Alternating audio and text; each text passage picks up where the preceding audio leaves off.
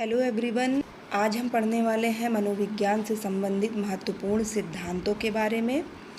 लेकिन इन सिद्धांतों को पढ़ने से पहले हम मनोविज्ञान से संबंधित महत्वपूर्ण जनक के बारे में भी पढ़ लेते हैं, जिनसे अक्सर परीक्षाओं में प्रश्न पूछे जाते हैं, चाहे वो टेट हो, सीटेट हो या फिर इन दोनों में प्राथमिक में या उच्च प्राथमिक में।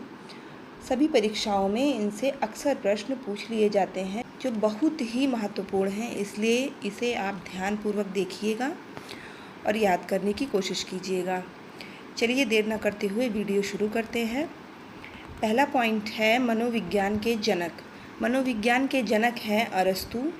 जैसे हर विषय का कोई फादर होता है, वैसे ही मनोविज्ञान का पहला आधार भी अरस्तु ने रखा था। ये प्रश्न अक्सर पूछा जाता है परीक्षाओं में कि मनोविज्ञान के जनक कौन है, तो उत्तर होगा अरस्तु। दूसरा पॉइंट है आधुनिक मनोविज्ञान के जनक कौन है, तो उत्तर है विलियम जेम्स। आधुनिक युग में मनोविज्ञान को विज्ञान रूप में विकसित करने का श्रेय इन्हें ही जाता है।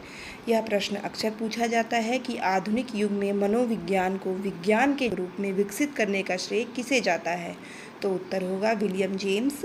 या फिर इस प्रकार क्वेश्चन पूछा जाता है कि आधुनिक मनोविज्ञान के जनक कौन है, उसका उत्तर भी होगा विलियम जेम्स। तीसरा पॉइंट है प्रकृतिवाद संप्रदाय के जनक कौन है, उत्तर है विलियम जेम्स। विलियम जेम्स मानते थे कि हमारा मन पर्यावरण और व्यवहार से प्रभावित होता है। ये भी प्रश्न पूछा जाता है कि ऐसे कौन से विद्वान थे या वैज्ञानिक थे जो यह मानते थे कि हमारा मन पर्यावरण और व्यवहार से प्रभावित होता है, तो उत्तर है विलियम जेम्स। चौथा प्रश्न आत्म संप्रत्यय की अवधारणा किसने दी थी, उत्तर है विलियम जेम्स। इसमें इन्होंने सेल्फ को समझाने का काम इन्होंने किया था। तो ये भी प्रश्न पूछा जाता है कि सेल्फ को समझाने का कार्य किस विद्वान ने किया, तो उत्तर होगा विलियम जेम्स। पांचवा पॉइंट है शिक्षा मनोविज्ञान के जनक कौन है। मोस्ट इम्पॉर्टेंट है ये, इसलिए इसे याद ज़रूर करिएगा। शिक्षा मनोविज्ञान के जनक एडवर्ड थॉर्नडाइक हैं। बच्चों को सिखाने समझाने की वैज्ञानिक विधियों पर इन्होंने काम किया है। थॉर्नडाइक ने बहुत अच्छी अच्छी थ्योरियाँ दी हैं, जिसे हम आगे की वीडियो में आपको पढ़ाएंगे, और इनकी थ्योरियाँ बहुत ही इम्पॉर्टेंट है एग्ज़ाम की दृष्टि से, इसलिए इसे पढ़ना बहुत ज़रूरी है। बच्चों को सीखने सिखाने और समझाने की वैज्ञानिक विधियों पर एडवर्ड थॉर्नडाइक ने काम किया था। प्रश्न नंबर 6 है बहुखंड या बहुकारक बुद्धि का सिद्धांत किसने दिया था, तो उत्तर है थॉर्नडाइक। बुद्धि कई भागों में बटी होती है, जैसे सामाजिक बुद्धि, यांत्रिक बुद्धि आदि। ये भी मोस्ट इम्पॉर्टेंट है, इसलिए इसे भी ज़रूर याद कर लीजिएगा। क्वेश्चन नंबर 7 बुद्धि परीक्षण के जनक कौन है। ये भी एग्ज़ाम की दृष्टि से बहुत ही इम्पॉर्टेंट है, इसलिए इसे भी ज़रूर याद करिएगा कि बुद्धि परीक्षण के जनक अल्फ्रेड बिने है, और इन्होंने सबसे पहले IQ टेस्ट बनाया था। स्टैनफोर्ड बिने बुद्धि परीक्षण बिने और साइमन ने बनाया था। बच्चों की बुद्धि जांचने के लिए ये एक खास टेस्ट होता है, जिसे स्टैनफोर्ड बुद्धि परीक्षण कहते हैं। 9वां पॉइंट एक खंड बुद्धि का सिद्धांत किसने दिया है, अल्फ्रेड बिने ने दिया है। इन्होंने बुद्धि को एक ही शक्ति माना है। पॉइंट 10 दो खंड बुद्धि का सिद्धांत किसने दिया, स्पीयरमैन ने। इन्होंने बुद्धि को दो भागों में बांटा है, सामान्य बुद्धि और विशेष बुद्धि। सामान्य बुद्धि को हम G से डिनोट करते हैं और विशेष बुद्धि को S से करते हैं। ये अक्सर परीक्षाओं में पूछे जाते हैं प्रश्न। पॉइंट 11 तीन खंड बुद्धि का सिद्धांत भी स्पीयरमैन ने ही दिया है। आगे चलकर बुद्धि को और 3 हिस्सों में इन्होंने समझाया है। 12वां पॉइंट है सामान्य व विशेष तत्वों का सिद्धांत किसने दिया है, वो भी स्पीयरमैन ने ही दिया है। कुछ काम में सामान्य क्षमता चाहिए और कुछ काम में विशेष क्षमता चाहिए, इन्होंने ऐसा कहा था। 13वां पॉइंट है बुद्धि के द्विकारक शक्ति का सिद्धांत किसने दिया है, स्पीयरमैन ने ही दिया है। इन्होंने कहा है कि बुद्धि दो कारकों जनरल प्लस स्पेसिफिक पर आधारित होती है। बुद्धि के त्रि-आयाम बुद्धि का सिद्धांत किसने दिया, उत्तर है गिलफोर्ड ने। इन्होंने बुद्धि को 3 आयामों में बांटा है। जिसमें पहला है क्रियाएं, दूसरा है विषय वस्तु, तीसरा है उत्पाद। ये भी अक्सर परीक्षाओं में प्रश्न पूछा जाता है कि बुद्धि को 3 आयामों में किसने बांटा है, या फिर इस प्रकार से पूछा जाता है कि गिलफोर्ड के त्रि-आयाम बुद्धि के सिद्धांत में से 3 आयाम कौन कौन से हैं। उसमें आपको ऑप्शन दे दिया जाता है या फिर पूछ लिया जाता है इनमें से कौन नहीं है। प्रश्न 15, बुद्धि संरचना का सिद्धांत किसने दिया। उत्तर गिलफोर्ड। बुद्धि को संरचना यानी स्ट्रक्चर के रूप में इन्होंने समझाया है। 16वां पॉइंट है, समूह कारक बुद्धि का सिद्धांत किसने दिया। उत्तर है थर्स्टन ने। इन्होंने कहा कि बुद्धि कई समूह कारकों से बनी है, जैसे स्मृति, गणितीय योग्यता और तर्क। 17वां पॉइंट है, युग्म तुलनात्मक निर्णय विधि, ये किसने दिया है। थर्स्टन ने ही दिया है इस सिद्धांत को भी। विकल्पों में से तुलना करके निर्णय लेने का तरीका बताया है इन्होंने। 18वां पॉइंट, अभ्यास एवं त्रुटि का सिद्धांत, ये मोस्ट इम्पॉर्टेंट है, इसलिए इसे ज़रूर पढ़िएगा। इसमें इनका कहना है कि practice makes a man perfect. अभ्यास से सीखना, यानी एक व्यक्ति या एक बच्चा जितना ही अधिक अभ्यास करेगा वो उतनी ही जल्दी सीख जाएगा। 19वां पॉइंट है, प्रयत्न एवं भूल का सिद्धांत थॉर्नडाइक, ये भी बहुत इम्पॉर्टेंट है। संयोग का सिद्धांत थॉर्नडाइक, ये भी इम्पॉर्टेंट है। प्रयत्न एवं भूल का सिद्धांत जो थॉर्नडाइक ने दिया है उसमें उन्होंने कहा है कोशिश करते करते गलती से सीखना, जैसे ताला खोलते समय बार बार कोशिश करना। यानी अगर हम बार बार किसी कार्य के लिए कोशिश करेंगे, किसी को कार्य को करने की, तो हम उस कार्य को अंत तक कर ही लेंगे और किसी कार्य को सीख लेंगे। संयोगवाद का सिद्धांत थॉर्नडाइक ने ही दिया था। इसमें इन्होंने कहा सीखना स्टिमुलस और रिस्पॉन्स यानी उद्दीपन और प्रतिक्रिया के संयोग से होता है। इस पर इन्होंने बहुत ही अच्छा प्रयोग किया है, आगे की वीडियो में हम आपको समझाएंगे। प्रश्न नंबर 21, उद्दीपन अनुक्रिया का सिद्धांत, ये भी थॉर्नडाइक ने दिया है, ये भी बहुत इम्पॉर्टेंट है। जब भी कोई उत्तेजना यानी स्टिमुलस मिलती है तो हम प्रतिक्रिया यानी रिस्पॉन्स देते हैं।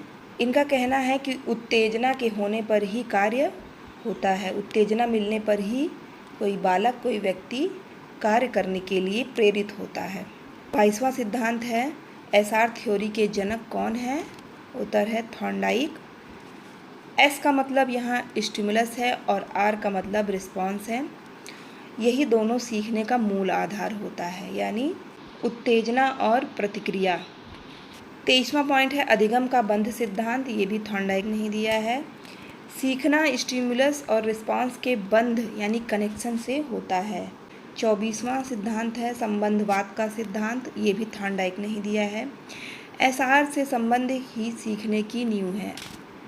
आप देखेंगे थॉर्नडाइक ने जितने भी सिद्धांत दिए हैं सभी जगह पर इन्होंने एसआर का ही उपयोग किया है, यानी स्टिमुलस और रिस्पॉन्स थ्योरी का ही इन्होंने उपयोग किया है अपने सभी सिद्धांतों में। इसलिए अगर कहीं भी एसआर का जिक्र आए तो आप समझ जाइएगा कि यह थॉर्नडाइक के सिद्धांत की बात हो रही है। आगे देखते हैं 25वां पॉइंट, तल रूप या क्षेत्र का सिद्धांत। यहाँ पर इसे 2 तरीक़ों से पूछा जाता है, या जैसे कि तल रूप का सिद्धांत किसने दिया और दूसरा प्रश्न बनता है क्षेत्र का सिद्धांत किसने दिया। तो दोनों का उत्तर होगा कुर्ट लेविन। हमारा व्यवहार व्यक्ति प्लस उसका वातावरण से मिलकर बनता है। इन्होंने वातावरण को महत्व दिया है हमारे व्यवहार के बनने में। 26वां पॉइंट है, समूह गतिकता संप्रदाय का सिद्धांत किसने दिया है। कुर्ट लेविन ने ही दिया है। समूह में रहकर इंसान का व्यवहार बदलता है, क्योंकि समूह में रहकर भी व्यक्ति व्यवहार करना सीखता है। 27वां पॉइंट है, समीप्य संबंधवाद का सिद्धांत किसने दिया है। तो गुथरी ने दिया है। यहाँ गथरी लिखा है लेकिन यहाँ पे गुथरी होगा। समीप्य संबंधवाद, सबसे नज़दीकी अनुभव से सीखना होता है। जैसे अगर बच्चा गर्म चूल्हा छू ले तो तुरंत सीख जाएगा। जैसे कि बच्चे ने अगर गर्म चूल्हा छू लिया तो वो उसको अच्छा नहीं लगेगा, बहुत ही उसमें दर्द होगा, उसको जलन सी होगी, तो वो दोबारा उसको नहीं छूना चाहेगा। तो वो बच्चा तुरंत इस चीज़ को सीख जाएगा कि नहीं, अब मुझे आगे से इसे नहीं छूना है। इस पर इन्होंने कार्य किया है। 28वां है साइन या चिन्ह का सिद्धांत, जो टॉलमैन ने दिया है। ये भी अक्सर परीक्षाओं में ज़रूर से ज़रूर पूछा जाता है। मतलब है अधिगम सिर्फ सीधा अनुभव नहीं है, बल्कि व्यक्ति संकेतों साइंस को भी समझकर सीखता है। उदाहरण, बच्चा सड़क पार करते समय ट्रैफिक लाइट के लाल हरे संकेत देखकर सीखता है कब रुकना है और कब चलना है। 29वां सिद्धांत है संभावना सिद्धांत, जो टॉलमैन ने दिया है। सीखने में परिस्थिति और अपेक्षाओं का बड़ा योगदान होता है। उदाहरण, यदि छात्र को उम्मीद है कि मेहनत से अच्छे नंबर आएंगे तो उसकी पढ़ाई बेहतर हो जाएगी। मतलब इनका कहना है कि सीखने के लिए परिस्थिति और अपेक्षाओं मतलब उम्मीद, यानी कि अगर हम मेहनत करेंगे तो हमारे नंबर अच्छे आएंगे, ये बच्चे को उम्मीद है, ऐसी उसकी अपेक्षा है, तो वो मेहनत ज़्यादा करेगा कि उसके नंबर अच्छे आ जाएं। और साथ में उसकी परिस्थिति भी ऐसी होनी चाहिए कि जो उसको सीखने के लिए प्रेरित करे। 30वां है अधिगम संगठन प्रतिमान का सिद्धांत, डेविड आउसुवेल ने दिया है। इन्होंने कहा है नई जानकारी को पहले से मौजूद ज्ञान से जोड़कर सीखना आसान होता है। उदाहरण, विज्ञान का नया अध्याय पढ़ाते समय शिक्षक पुराने अध्याय से संबंध जोड़कर समझाता है। 31वां है भावनाएं सापेक्षता परिकल्पना सिद्धांत, इसको दिया है कार्फ ने। इनका कहना है खुशी या दुख स्थायी नहीं होते हैं, वे परिस्थिति के अनुसार बदलते हैं। उदाहरण, नया मोबाइल मिलने पर खुशी होती है, लेकिन समय के साथ वही सामान्य लगने लगता है। 32वां सिद्धांत है व्यवहारवादी संप्रदाय के जनक कौन है? John B Watson, most important है। उन्होंने कहा कि मनोविज्ञान केवल देखे जाने योग्य व्यवहार का अध्ययन करें। उदाहरण, बच्चा रोता है तो हम उसका व्यवहार देखते हैं, ना कि अंदर का विचार। अधिगम व्यवहार सिद्धांत, क्लार्क हल।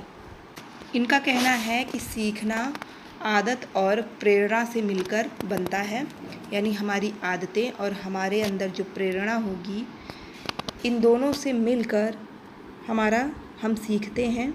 उदाहरण, भूख की ड्राइव बच्चे को खाना ढूंढने और खाने का व्यवहार सिखाती है, यानी जब बच्चे को भूख लगेगी तो वह स्वयं खाना ढूंढेगा और उसे खाना सीख जाएगा। कम एवं अधिक अंतराल सिद्धांत, इसको बर्टलेट ने दिया है। इनका कहना है स्मृति समय के अंतराल के अनुसार बदलती है।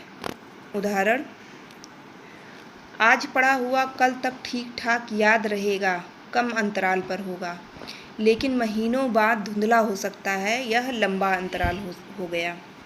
इन्होंने कम अंतराल और लंबे अंतराल पर काम किया है, इसलिए इनके सिद्धांत को कम एवं अधिक अंतराल सिद्धांत का नाम दिया गया है। 36वां पॉइंट है विरोधी प्रक्रिया सिद्धांत, इसको थॉमसन ने दिया है। इन्होंने कहा है भावनाएं विपरीत प्रभाव भी पैदा करती हैं। उदाहरण, डर खत्म होने के बाद राहत मिलती है। जैसे कोई भी व्यक्ति या बच्चा अगर डर में है, किसी चीज़ को देख के डर रहा है, तो जैसे ही उसका डर खत्म होता है तो उसे राहत मिलती है। इनका सिद्धांत इसी प्रक्रिया पर आधारित है। प्रश्न नंबर 37 समानता विषमता सिद्धांत, इसको आर.बी. कैटल ने दिया है। बुद्धि को दो भागों में बांटा गया है, तरल बुद्धि और स्फटिकीय बुद्धि। तरल बुद्धि नई समस्या को हल करती है और स्फटिकीय बुद्धि अनुभव और ज्ञान पर आधारित होती है। उदाहरण, पहेली हल करना तरल बुद्धि है, क्योंकि पहेली हमारे सामने एक नई समस्या बनकर आई, जिसको हम हल कर रहे हैं वह हम तरल बुद्धि के माध्यम से हल करेंगे। लेकिन सामान्य ज्ञान का प्रश्न हल करना स्फटिकीय बुद्धि के अंतर्गत आएगा, क्योंकि हम उसको अपने अनुभव और अपने ज्ञान के आधार पर हल करने की कोशिश करेंगे। बुद्धि के 2 व 3 कारक सिद्धांत, स्टर्न और जॉनसन, इसमें 2 प्रश्नों का समावेशन है, जिसमें से पहला प्रश्न बनता है बुद्धि के 2 कारक सिद्धांत या द्विकारक सिद्धांत, और दूसरा प्रश्न है बुद्धि का 3 कारक सिद्धांत। और इन दोनों ही सिद्धांतों को स्टर्न और जॉनसन ने दिया है। इसमें इन्होंने बुद्धि को अलग अलग भागों में समझाया है। पहले भाग में इन्होंने 2 बुद्धि बताई है और तीसरे भाग में इन्होंने 3 कारकीय बुद्धि बताई है। उदाहरण देख लेते हैं। किसी को भाषा में अच्छा ज्ञान है लेकिन गणित में कम, यानी अलग कारक। प्रश्न 40, मूल प्रवृत्तियों के जनक विलियम मैकडूगल। इनका कहना है कि मनुष्य का व्यवहार प्रवृत्तियों से नियंत्रित होता है। उदाहरण, माँ का अपने बच्चे की सुरक्षा करना मातृत्व प्रवृत्ति, यानी कि माँ अपने बच्चे की सुरक्षा हर हाल में करती है, यह उसकी मातृत्व प्रवृत्ति है और यह एक मूल प्रवृत्ति है। इन्होंने बहुत सारी मूल प्रवृत्तियों का जिक्र किया है जो आगे की वीडियो में हम पढ़ेंगे। C.L. हुल के सिद्धांत। प्रेरणा सीखना तभी होता है जब पुरस्कार मिले। अगर बच्चे को ये पता हो कि हाँ, हमें पुरस्कार मिलेगा अगर हम अच्छा कार्य करेंगे, तो बच्चा तेजी से सीखता है। दूसरा है व्यवस्थित व्यवहार। आदतें बार बार दोहराने से पक्की होती हैं, यानी अगर किसी कार्य को, किसी आदत को हम बार बार करते हैं तो वह पक्का हो जाता है, वह ज्ञान एकदम ठोस हो जाता है। उदाहरण, होमवर्क करने पर बच्चे को चॉकलेट मिलने से वह बार बार होमवर्क करेगा। 45 से 48, स्किनर का अनुबंधन सिद्धांत। क्रिया प्रेरक अनुबंधन। फ्रेंड्स, यहाँ पर पॉइंट्स को आप ध्यान मत दीजिएगा, क्योंकि यहाँ पर पॉइंट्स जो हमने लिखे हैं, जैसे यहाँ पर लिखा है 45 से 48, ऊपर लिखा है 41 से 44, इसको टाइपिंग करने में थोड़ी सी मिस्टेक हो गई है, इसलिए इस पर आप ध्यान मत दीजिएगा। आप सिर्फ सिद्धांत को ही देखिए और सिद्धांतों पर ही ध्यान दीजिए, क्योंकि वो ही आपके एग्ज़ाम में आने वाले हैं। स्किनर का अनुबंधन सिद्धांत। क्रिया प्रेरक अनुबंधन। व्यवहार परिणामों पर निर्भर करता है। उदाहरण, अच्छे व्यवहार पर इनाम मिले तो बच्चा वैसा व्यवहार दोहराएगा। इनका कहना है कि अगर कोई बच्चा व्यवहार कर रहा है और उसको जैसा परिणाम मिलेगा वह उसी अनुसार व्यवहार करेगा। जैसे अगर कोई अच्छा व्यवहार करता है कोई बालक, तो हम उसकी बार बार तारीफ़ करेंगे तो वो अच्छा ही व्यवहार करेगा, क्योंकि उसे अच्छा परिणाम मिल रहा है। इसलिए शिक्षा के क्षेत्र में इनके सिद्धांत का बहुत ही महत्व है, क्योंकि यह सिद्धांत हमें बताता है कि हमें बच्चों के साथ कैसा व्यवहार करना चाहिए कि वे अच्छे से अच्छा कार्य करें। पावलाव का शास्त्रीय अनुबंधन सिद्धांत। नया व्यवहार पुराने से जोड़कर सीखा जाता है। उन्होंने कुत्ते पर प्रयोग किया था पावलाव ने। उदाहरण देख लीजिए, कुत्ते को घंटे की आवाज़ पर खाना दिया जाए तो वह घंटी बजते ही लार टपकाने लगेगा। जब यह कुत्ते को खाना देने जाते थे तो उससे पहले वह घंटी बजाते थे। पहले ऐसा करने पर कुत्ता नहीं समझ पाता था, लेकिन धीरे धीरे बार बार ऐसा करने पर घंटी बजते ही कुत्ते की लार टपकने लगती थी, क्योंकि उसे पता चल जाता था कि अब मुझे भोजन मिलने वाला है। यही इनका प्रयोग है और इन्होंने यह प्रयोग कुत्ते पर किया है। व्यवहारवाद सिद्धांत 1912 में दिया है वाटसन ने। मनोविज्ञान का केंद्र व्यवहार है। इन्होंने बताया कि मनोविज्ञान का केंद्र व्यवहार है।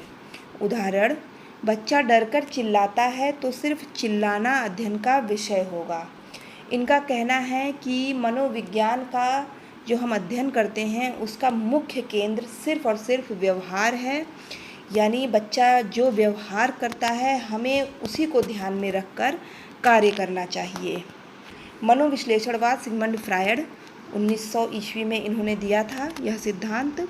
इन्होंने कहा कि मन का बड़ा हिस्सा अचेतन होता है जो व्यवहार को प्रभावित करता है।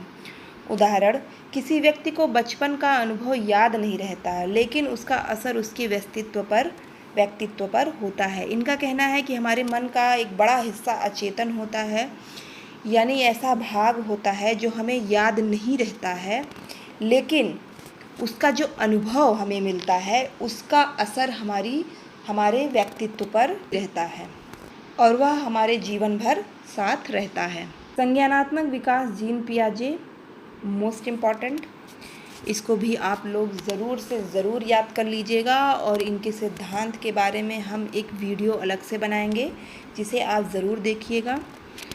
इन्होंने कहा है कि बच्चों का सोचने का तरीका उम्र के साथ बदलता है। उदाहरण, छोटा बच्चा खिलौना छिप जाने पर मान लेता है कि वह ख़त्म हो गया है, लेकिन बड़ा बच्चा जानता है कि वह कहीं रखा गया है। इन्होंने अपने सिद्धांत में बालकों के या मनुष्य के जीवन की विभिन्न अवस्थाएं बताई हैं और विभिन्न अवस्थाओं में वो कैसा व्यवहार करते हैं, वो कैसा सोचते हैं, वो क्या क्या सीख सकते हैं, सब के बारे में इन्होंने अच्छे से बताया है, जिसे हम आगे की वीडियो में पढ़ेंगे। अधिगम की अवधारणा का सिद्धांत जेरेम ब्रूनर। इन्होंने कहा है सीखना खोज यानी डिस्कवरी से अच्छा होता है। उदाहरण, विज्ञान का प्रयोग खुद करके बच्चा ज़्यादा अच्छी तरह से सीखता है। इनके सिद्धांत के अनुसार कि बच्चों को ज़्यादा से ज़्यादा करके सिखाना चाहिए, यानी बच्चा ज़्यादा से ज़्यादा खुद कार्य करे, खुद प्रयोग करे, खुद किसी चीज़ की खोज करे तो वह ज़्यादा से ज़्यादा सीखता है। गेस्टाल्टवाद सिद्धांत 1912, कोहलर, कोफ्का और लेविन। इन्होंने कहा है कि संपूर्ण अपने हिस्सों से बड़ा है। उदाहरण से समझते हैं। फिल्म को फ्रेम फ्रेम देखकर समझ नहीं सकते, पूरी फिल्म देखने से कहानी समझ में आ जाती है। अब आप समझ गए होंगे, यानी कि हम छोटे छोटे हिस्सों को देखकर नहीं समझ सकते हैं, लेकिन अगर हम उसको पूरी तरीके से देखते हैं, पूरा एक साथ देखते हैं, ऊपर से देखते हैं, तो हम उसे अच्छी तरह से समझ जाते हैं। यही चीज़ बच्चों पर भी लागू होती है। विकास के सामाजिक प्रवर्तक सिद्धांत एरिक्सन ने दिया है। इन्होंने कहा है व्यक्तित्व का विकास जीवन भर सामाजिक संबंधों से होता है। उदाहरण से समझते हैं। किशोरावस्था में पहचान बनाना बहुत ज़रूरी होता है। फ्रेंड्स, अक्सर परीक्षाओं में पूछा जाता है अपनी पहचान बनाना यह किस अवस्था से संबंधित है, यानी किस अवस्था में बच्चा अपनी पहचान बनाना या अपनी स्वयं के बारे में मैं कौन हूँ ये सब जो खोज करता है या किस अवस्था से संबंधित है, तो उत्तर होगा किशोरावस्था से। और इन्होंने जो सिद्धांत दिया है उनका कहना है कि व्यक्तित्व का विकास जीवन भर सामाजिक संबंधों से होता है। 58 प्रोजेक्ट प्रणाली, जॉन डेवी, मोस्ट इम्पॉर्टेंट है। इन्होंने करके सीखने पर जोर दिया है। Learning by doing, very very important. उदाहरण से समझते हैं। खेती का प्रोजेक्ट करके बच्चा खेती के बारे में ज़्यादा समझ पाता है। इनका कहना है कि बच्चे को ज़्यादा से ज़्यादा कार्य करवाया जाए, करके सिखाया जाए, ना कि रटा के सिखाया जाए। प्रश्न नंबर 59, अधिगम मनोविज्ञान के जनक कौन है, तो उत्तर होगा एबिंगहाउस। इन्होंने सबसे पहले याददाश्त और भूलने पर प्रयोग किए हैं। उदाहरण देखिए। बिना मतलब वाले शब्द याद करा के भूलने का अध्ययन। 60 अधिगम समस्याओं के प्रतिपादक कौन है, उत्तर जेरेम ब्रूनर। उन्होंने बताया कि अलग अलग बच्चे अलग तरीके से सीखते हैं, यानी हर बच्चा अलग अलग तरीके से सीखता है। राशि मनोविज्ञान के जनक गॉल्टन। सबसे पहले मानव बुद्धि को मापने का प्रयास गॉल्टन ने ही किया था। ये भी बहुत इम्पोर्टेंट है। सबसे पहले मानव बुद्धि को मापने का प्रयास किसने किया, तो उत्तर होगा गॉल्टन ने। प्रश्न नंबर 62, उपलब्धि अभिप्रेरणा का सिद्धांत डेविड मैक्लेलैंड ने दिया। इन्होंने कहा इंसान का व्यवहार सफलता पाने की इच्छा से प्रभावित होता है, यानी कि हर व्यक्ति सफलता पाने की इच्छा से ही व्यवहार करता है, उसका व्यवहार सफलता पाने की इच्छा पर आधारित होता है। उदाहरण, जो छात्र प्रथम आना चाहता है वह ज़्यादा मेहनत करेगा। 63 प्रोत्साहन का सिद्धांत मेल्स व कॉर्मेन ने दिया है। प्रोत्साहन मिलने से व्यक्ति ज़्यादा मेहनत करता है। उदाहरण, शिक्षक की तारीफ से बच्चा और मेहनत करेगा।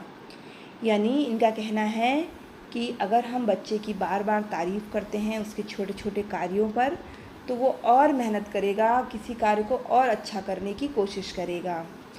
फ्रेंड्स, हमने आपको यहाँ पर मनोविज्ञान के सिद्धांत से संबंधित एक सामान्य जानकारी दे दी है और आगे की वीडियो में हम आपको इन सभी सिद्धांतों के बारे में विस्तृत जानकारी देंगे और प्रत्येक सिद्धांत के लिए एक अलग अलग वीडियो बनाएंगे।